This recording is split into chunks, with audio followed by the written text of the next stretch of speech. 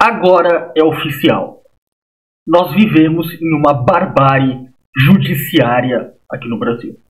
O Léo Lins, um comediante, foi condenado a 8 anos de cadeia pelo crime de contar piadas que pessoas acharam ofensivas. Pessoas não gostaram das piadas de um comediante e processaram ele, e ele foi condenado a 8 anos de cadeia. Por sorte, ele ainda tem como recorrer dessa decisão, então ele não vai ser preso imediatamente. Mas, mesmo assim, isso não torna a coisa menos grave, né? Isso não torna a coisa menos absurda do que ela é. A gente chegou num fundo do poço civilizacional, não só no Brasil, mas no mundo inteiro, mas eu diria que principalmente aqui no Brasil, um fundo do poço tão grande que a verdade é que não tem nem muito o que comentar em relação a isso. Eu estou fazendo esse vídeo principalmente porque eu criei esse canal com um dos principais objetivos, justamente defender a liberdade de expressão. Então, eu não podia deixar de comentar um caso desses, né, em que um comediante ele é condenado a 8 anos de cadeia por contar piada. E, bom, tem algumas coisas que dá pra gente analisar a partir desse caso. A primeira delas é o quão bizarras são as penas aqui no Brasil. Porque para o crime de roubo, né, a pena, em geral, ela tangencia ali os 4 anos de prisão. Um pouco mais, dependendo do caso, mas fica nessa faixa ali, 4 anos de cadeia, crime de roubo. Para aquele crime que eu não posso falar o nome aqui no YouTube, mas é um crime que normalmente as vítimas são mulheres. Para esse crime, a pena aqui no Brasil ela é na faixa de 8 anos de cadeia. E para o crime, né, de homicídio, a pena ela também tangencia os 8 anos de cadeia. Né? Então, tudo isso que eu acabei de escrever, né, esses 3 crimes, para a pessoa pegar mais de 8 anos de cadeia, a pessoa ela tem que tipicamente cometer alguns agravantes. Então, a coisa é tão absurda que a injustiça aqui no Brasil, né, porque não existe justiça no Brasil, ela considera que um comediante contar piada, né, uma piada que ofende, ou várias piadas, né, que ofendem pessoas, né, pessoas assim, ficaram com sentimentos machucados, com sentimentos dodói por causa da piada do cara, né, a injustiça brasileira entende que isso é tão grave quanto esses 3 crimes que eu acabei de comentar. Mas eu diria que, por mais que essa situação, né, do Léo Lins ela seja realmente absurda, o problema ele não começa com isso que estão fazendo com o Léo Lins. O problema ele começa quando tanto a nossa Constituição, né, de 88, que é um lixo total, quanto culturalmente, né, o brasileiro, o problema começa quando acontece a relativização da liberdade de expressão. Quando inventam falsas leis, né, leis que não têm validade ética, leis que não têm validade objetivas, né, na lógica, quando inventam falsas leis de defesa da honra, né, de defesa da imagem pública da pessoa, né, que são as leis de injúria, difamação e calúnia. E isso vem, né?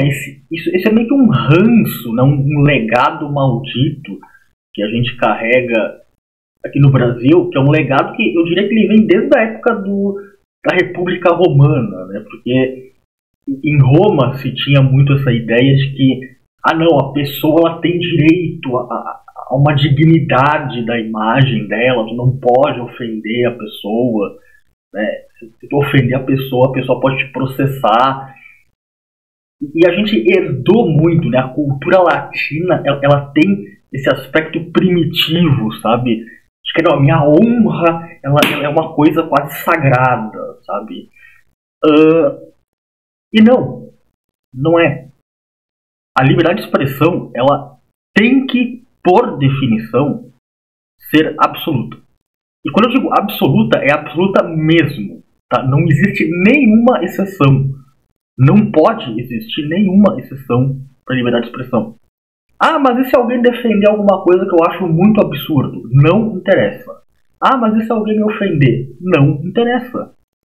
Por quê? Porque se a liberdade de expressão ela não é absoluta, então, por definição, não é liberdade de expressão. Tu tem meramente uma lista de opiniões permitidas. Porque se eu perguntar para você agora, na Idade Média tinha liberdade de expressão? Pela lógica de quem relativiza a liberdade de expressão, sim, na Idade Média tinha liberdade de expressão. Só que tu não podia falar mal do rei, tu não podia falar mal das autoridades da época, tu não podia falar mal do clero, tu não podia falar mal da igreja, enfim. Mas fora isso, tu tinha liberdade de expressão. E nessa mesma linha, tu pode dizer que na Itália e na Alemanha, na época da Segunda Guerra, também tinha liberdade de expressão. Tu só não podia falar nada que o governo proibisse. Mas tirando uma lista, né, de coisas que eram proibidas de falar, o resto não podia falar qualquer coisa. Na União Soviética do Stalin, tu também tinha liberdade de expressão. Tinha só uma lista de coisas que tu não podia falar, mas o resto tu podia falar livremente. Então, esse é o problema. O problema é que quando tu relativiza a liberdade de expressão, tu automaticamente cria um precedente para tu ter censura infinita. Tu ter censura sem limite nenhum. Veja, isso não é um degradê, né, de que tu tem níveis de o quão livre, né, é a expressão ou não. Então, ou é absoluta ou não existe. Né? Ou tu pode falar qualquer coisa, ou então tu tem meramente uma lista de coisas que tu é autorizado a falar. E eu sei que muitas pessoas poderiam perguntar, mas por que as pessoas não têm o direito à honra, ou o direito a ter a imagem delas preservada? E é muito simples, é porque a imagem que os outros têm de ti, ela não te pertence, ela pertence aos outros. Né? Tu não pode querer obrigar os outros a terem uma determinada imagem da tua pessoa. E eu também sei que também, né, algumas pessoas poderiam perguntar, mas por que a liberdade de expressão ela não precisa ter limite? Né? Por que as pessoas elas podem ser ofendidas, mas, por exemplo, tu não pode agredir fisicamente uma pessoa? Qual que é a diferença? E existe uma diferença enorme. Porque se ofender é uma opção.